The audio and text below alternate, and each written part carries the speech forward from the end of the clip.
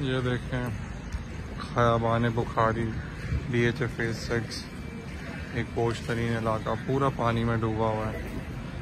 परसों की पानी में फिर भी सस्टेन हो गया था, पानी निकल गया था, लेकिन कल की बारिश के बाद एरिया का यही बुरा हाल है।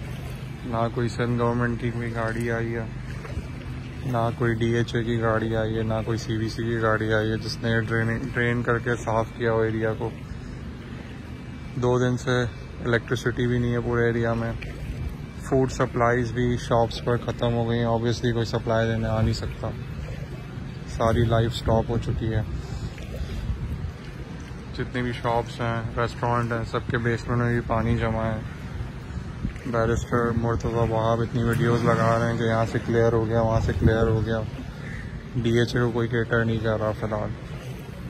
मेरी रिक्वेस्ट है, कोई भी अथॉरिटी हो, चाहे वो आर्मी हो, रेंजर्स हो, सिंध गवर्नमेंट हो, जो भी हो, कोई भी आके यहाँ का एरिया क्लियर करवा के लाइफ रिस्टोर कर सके तो सबके लिए अच्छा हो जाएगा। अभी बहुत ज़्यादा ट्रबल है, इवन एक जगह से दूसरी जगह जाने में भी इतना पानी आप देख सकते हैं, घुटनों तक पानी है, वहाँ से गुजर के जाना पड़ रहा है।